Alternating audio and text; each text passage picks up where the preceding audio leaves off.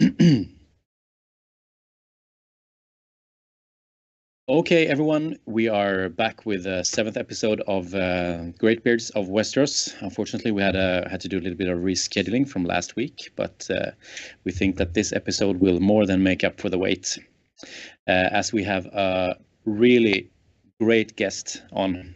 Those who are watching this on the YouTube channel, you will see probably one of the most magnificent beards that this podcast has ever had the honor of have as guests. I mean, we try to improve from week to week, we who are the regular panel, but this is some next level thing. And as you will probably know, this beard will also give those of you who are beardly challenged some hope, I think. So without delaying any further, welcome to Great Beards of Westeros, Lauren Fitch. Hello, hello. Thank you for having me. It's our pleasure and honor to have you on. Along with Lauren, we have our regular cast. We have Jakob Hultman. Please say hi. Hello. I'm here. How is your beard today? My beard is, as you can see, a little bit maybe too trimmed, too tight. Yeah, I think you it's shortened. Took a step back. You took a step back from last episode. Well, yeah, that is correct. But it's been 2 weeks, so I had to do something. Mm-hmm. Yeah. That's what happens, you know? Yeah. We'll have to deal with you offline, I think. We can't do this on the air. Is it time for an intervention? Sure. Yeah, I think so. Unless we want to, I mean, we could rename the cast to So Beards of Westeros. 2 beards and half a beard? 2 beards and a chump? That's pretty good, actually. Andreas, yes. Great to have you on, as usual. Good to have you back as a champion again. You had a pretty good week. Yes, I would have thought that I was always a champion. Well, I mean, you're constantly in your eyes. Right. Yeah, you're not satisfied with just being champion like once. You have to win all the time. Mm-hmm. It's a taste for blood. Yes, playing Martell Yes. gives you great taste. Awesome. So, Lauren, do you want to tell us a little bit about yourself? Sure. Well, I live in Boston, Massachusetts. Sorry, I'm still getting used to talking with this magnificent beard on. And there I organize a lot of the tournaments for the Boston group. I also organize the online tournament via the Octagon platform. So right now we're just finishing up our spring league. So this week we'll have a final between Jake Hathaway and Steve Cantrell, who are both pretty new to finishing so high up in the tournament. So that's really exciting. We're going to be doing a new round of the Octagon League within a couple of weeks, and we'll be trying out a new format where we'll be doing a pod style. So the goal of that is to have people get to play more rounds rather than doing a double or triple elimination. So we'll try that out and see how it goes. If people don't like it, we can always go back to the previous format, but something I've wanted to give a try for a while, just to get a little variety in formats. And then I also write an article bi-weekly for the White Book Podcast website, where I explore all kinds of different topics related to Game of Thrones, from deck building to tactics, and sometimes more deadly topics. It's awesome. You're making quite the contributions to the community, which is something that we really want to endorse. These things. Awesome. So there's one thing I've always wanted to ask you, Lauren, and that is, who nowadays is actually the Fitch that wins? Is it you? That's a pretty controversial topic. I think we've been switching back and forth quite a bit lately. In 2014, that's when Dark Naj gave me that name because I had done so well at Worlds that year. And when second edition came out, I think that it definitely passed to Brit because he did very well right away in second edition, where it took me quite a while to figure out how to make the transition over to this new game. Hey, I know what you're saying. Yeah, I just really didn't do well at it for a while. I talked about it a lot, but I didn't win too many tournaments. He did win at least one store championship this year, which I did not. So I think for right now, he's going to have to be the Fitch that wins. Right. Thanks for that clarification. Mm-hmm. Well, we know the upcoming or the regional season just started, so maybe the crown will switch back. Oh, I certainly hope future. so. I'm going to try my best. It's awesome. So with that introduction, I think we're kicking off this our intro music as well, which is my favorite part of this cast.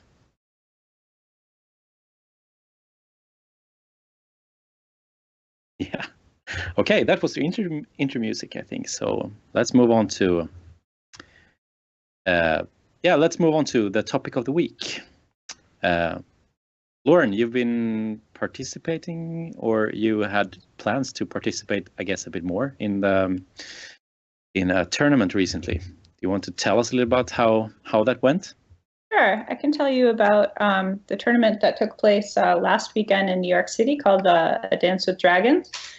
So New York is about 4 hours away from Boston, so we usually try to drive down for any tournaments that they have there. So I went down with my husband, Britt, and two folks from the Boston Meta, Stefan and Joe. I brought a Barra Lion deck, which I really have enjoyed playing. I've been playing a lot with it lately. I was expecting to do pretty well in the tournament because, as you can see, I have this new beard, which has been lending a lot of help to my second edition game. I think that's why I've been doing a little bit better lately, actually. Unfortunately, I started feeling a little bit ill throughout the day, and so I ended up dropping after the second round. So I don't have much to report on my own games, but it was a really interesting day. The final ended up being a Greyjoy Dragon versus a Lanny Dragon deck, so two decks that we haven't seen too much of before, and the tournament ended up being won by Pat Haynes with the Lanny Dragon deck. So it was a fun day overall. I did leave to go take a nap in the middle of the day, which turned out to be a great idea because I felt a lot better afterwards, and then I came back and I played some Melee. Oh, great! Did you get to use your beard in the Melee table talk? Oh, I tried to intimidate some people, but we ended up having to cut the game short because the store was closing. Otherwise, I think that I would have taken that table.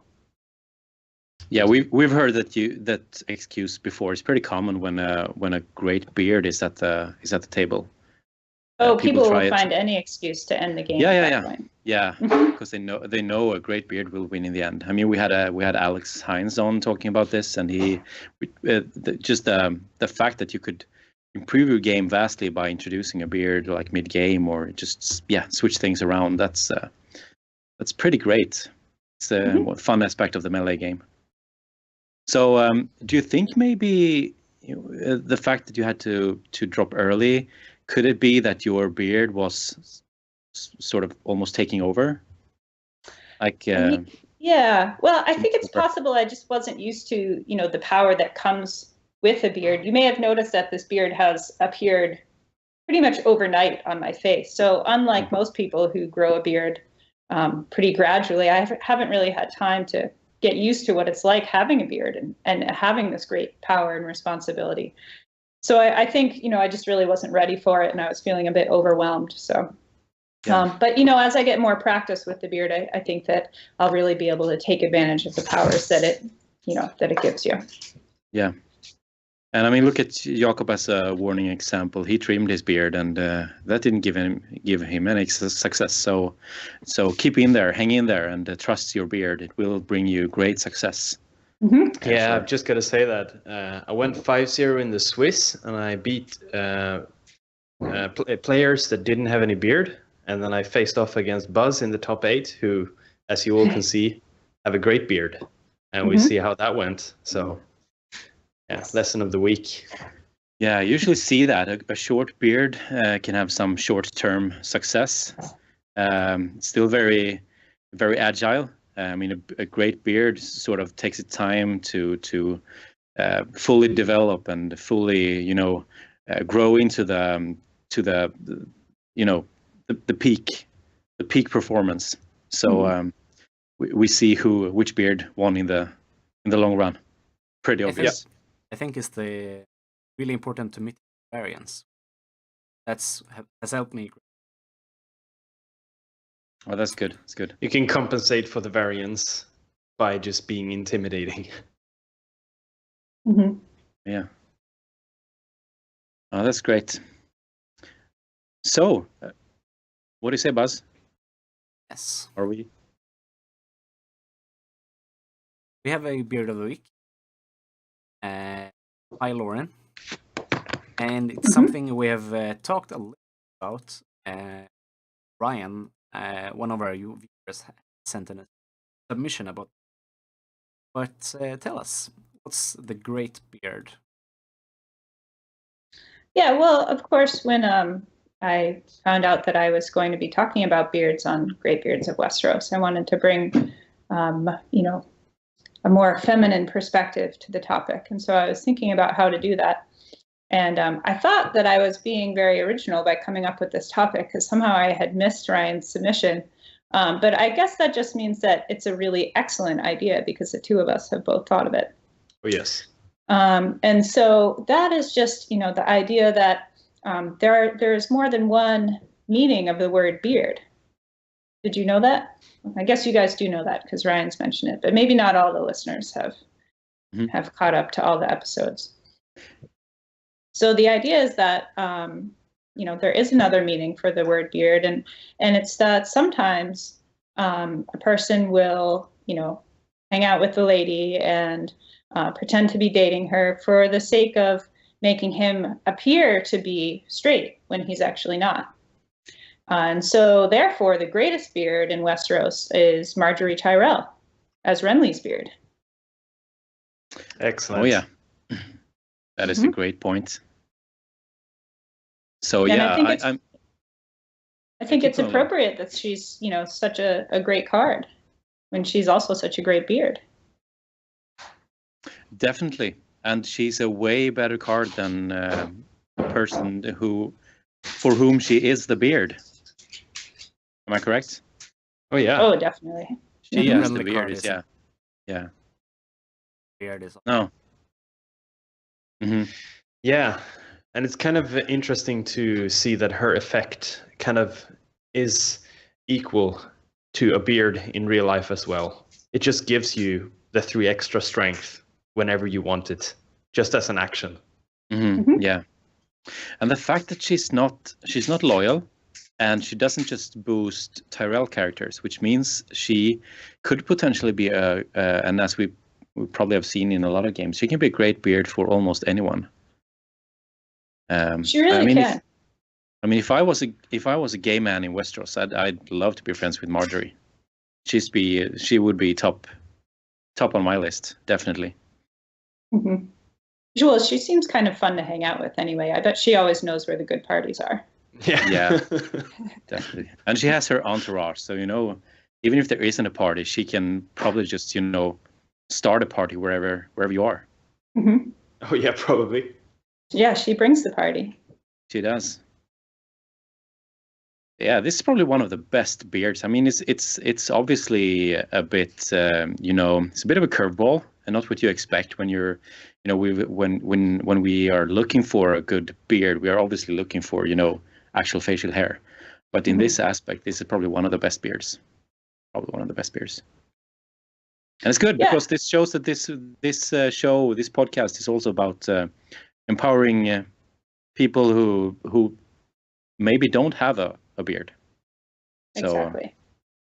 Right. Well, I think that you guys have been very open about accepting people who cannot grow beards on their own, but perhaps can be helped by someone as their beard, or, you know, in my case, can put on a beard and gain that power. That's a great include point. a link for us for everyone. Get one. Sure, I'd be happy to send that to you guys. You know, everybody should have the opportunity to have a beard if they want one, which they probably will.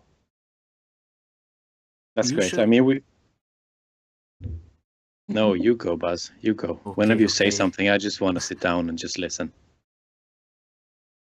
So, usually, a beard is tied to a man's sexuality. Different ways. Sometimes it's not. So, go to the honorable mention. Lauren, tell us more.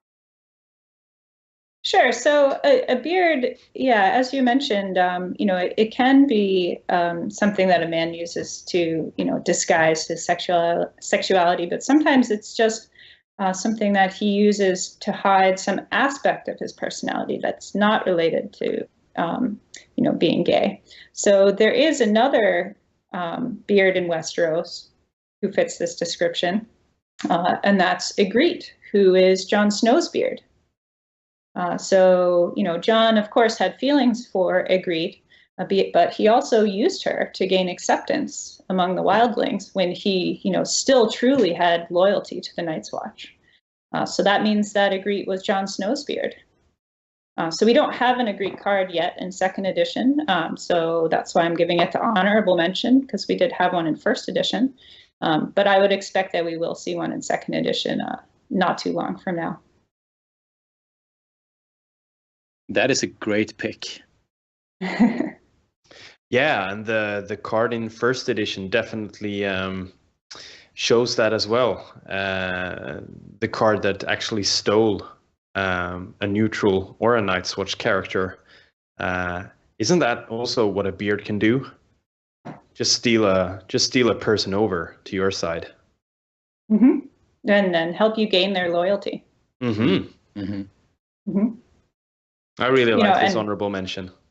And Ygritte was a very powerful card in first edition, and definitely. You know, and she was a very powerful beard for Jon. Yeah, she was. She was. I wonder. I don't know what you think, but I think the second edition cards have, in general, been more towards the Nedley side. You know, the effects usually they feel more Nedley to me. Many of them. Obviously, as the card pool expands, maybe we'll see less of this. But so far, I think FFG has really nailed some of the cards. They worked really well with the sort of the lore. I wonder if what an Ygritte card would look like. Maybe, you know, since she's hiding Jon's true loyalty, maybe if you control Jon Snow, treat his text box as if it were blank. Not very good, I'd say. What if she could give someone the wildling trait? Ooh. Oh, that would be good. That would be really good. Mm-hmm. I like that. Of course, we'd have to have, you know, more things that would trigger off the wildling trait, but that would certainly be a Nedley ability. We already have a very beardly one. Yeah, we already have the wildling horde, the army, right? Right. Yeah. To give 2+ strength to, so that could work. Mm-hmm. Oh, that's a really good option. That's probably better than mine, I think. Oh, well, I'll make that my champ card when I win Worlds this year. Awesome. Awesome. We're looking forward to it. Yeah. So you were saying that it would have been a very beardly card, Lauren. I think this is interesting. I agree with the dog, definitely.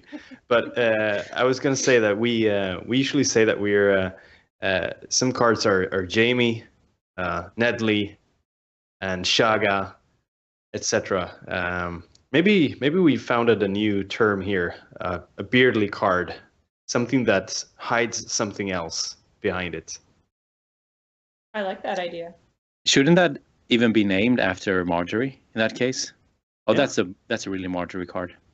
Sure. Marjorie card. Marjorie card. That just rolls off the tongue, right? Doesn't it? Rolls off the tongue and gets stuck in the beard, I'd say. Sounds good. So this week we once again have a unmarginally card. Dishonorable mention of Lauren. Yeah, so sort of keeping in the same theme, but moving back into the realm of actual facial hair. My dishonorable mention for the week is Selyse Baratheon. So Selyse is described in the books as having a mustache, although it is supposed to be rather wispy. She's one of the only women in Westeros who we know of that can grow her own facial hair. So, it really should be depicted on her card. But on her card, there's no facial hair visible at all. So, I think this is why her card is so vulnerable to first snow of winter, is that, her beard, such as it is, isn't present. And maybe if she was depicted with her mustache, she would be able to survive that plot better. Yeah, for sure.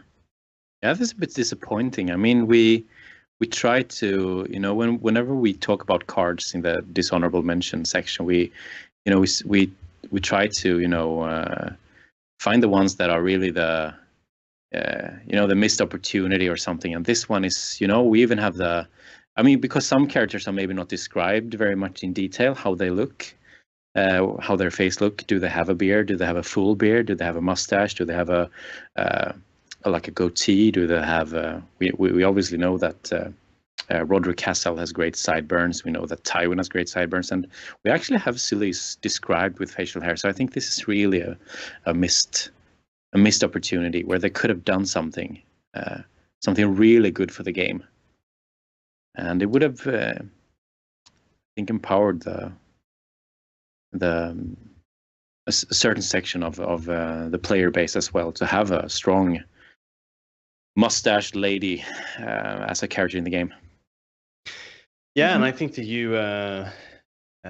you're onto something else here as well, Lauren, by saying that she is indeed very vulnerable to first snow of winter. And my first thought coming from that is that maybe if John Bruno had a bigger beard, maybe he wouldn't get raped by the others on that card. I don't know. He does look like he's having a pretty poor time. Yeah, talking about parties, that's not one I want to attend. No. Oh, that's cold, literally. Yeah. Wow. That's as cold as the first snow of winter. Yeah. Oh yeah. So. And this is going downhill. Sorry, I'm a big fan of puns. So this is great. I can't help it. We love puns. So then, do we? Yeah. Do you have anything more for Selyse? I think I was gonna pull up her first edition card. She was. Did we have multiple versions of her in first edition, or did we have just the core one? I don't even remember what the core one. We had. I think it was similar, was it not? Yeah, it was something like pay a gold to give an intrigue icon. Sure. Influence? Yeah. The core. Or maybe an influence. Yeah, I think it was influence. Yeah. Then we had one in the Song of Summer expansion that. Summer plots or something.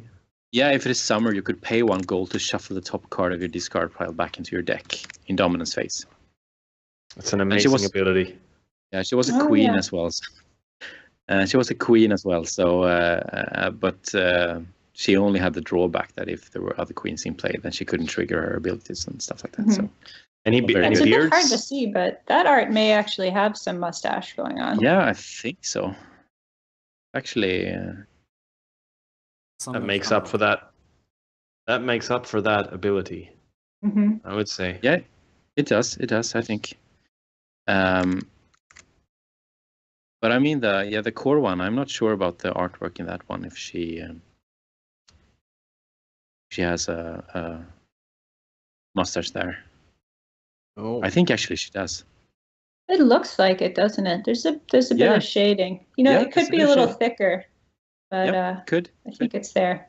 But something there. I mean, she's working on that mustache. Mm-hmm. Definitely. Yeah, So so that that's illustrator is definitely- really given her her due. Yeah, well, that's a bit sad because then it feels like the second edition version is once again a step back from the first edition illustration. It's sad. Mhm. We need FFG to step up their beard game. I mean, it's one thing if a character isn't described as having any particular facial beard, but when they do, you really need to respect that. I mean, you could give her blue hair for what it's worth, but keep that mustache, in my opinion.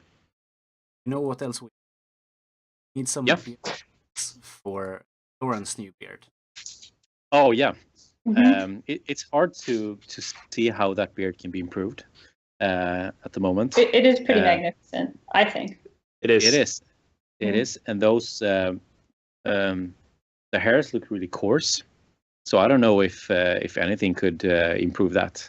I don't know if an oil would do anything, but I For the think rest of maybe us, if maybe I something had some from- beard glue, that would help because it definitely moves around a lot. yeah, Maybe Then a may- pomade could. yeah, I think Sure. maybe this Stick week's it on. product could help actually. Mhm. I've used a little bit of this in my beard today. It's called simply enough. It's called beard pomade, and it's a beard banging product. So made in Sweden, actually.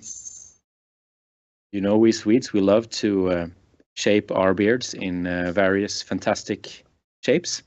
Like a If you say so. trident. Yeah. Robert's trident. Yeah. So I tried a little bit. It's not. It doesn't. I don't know how much you can see actually on the video cast, but I tried to make sort of a trident of my beard with this Oh, yeah? pomade. Looks quite good. Yeah, and it keeps the shape fairly well. And for those of you who try to shape your beards, you know and I mean now we're talking. I mean Lauren's beard is a completely different division, but for the rest of us, you know, your beards, beard hair is usually a bit coarser than the hair on your head.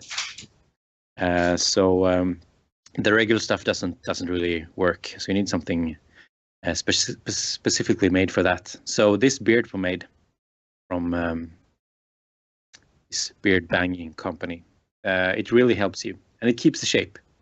So we included a link in the show notes as usual. Comes in a 100 milliliter can like this. It smells Smells nice. good. It smells good. Yeah, it does.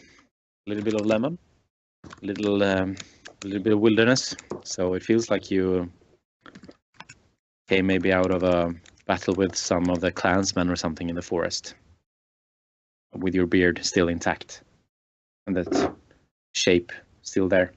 So this is the recommendation of this week. It's definitely something you don't use every day, but if you want to do something a bit more creatively with your beard, this is the way to go. Great. So this might be the first time that we actually keep onto the time that we have wanted to do. That's great. Yeah, should Lauren celebrate. is I think Lauren is really, with her intimidating beard, she's bringing out the best of us today. We're really sharp and focused. So That's great. That was part of my plan, so I'm glad to hear that that's going well. it's awesome. But before we go, there is of course Swedish lessons. Oh, of course. Jakob, Jakob, take us away. Or take this away. Okay, so because at this time of the year, it's always the playoffs in the good sports. Talking about hockey, talking about NBA, the basketball. We're all in playoff mode right now. Football as well. So the Swedish lesson of the week is actually playoff beard in Swedish. And playoff beard in Swedish is Slutspelsskägg. So everyone, repeat after me. Slutspelsskägg.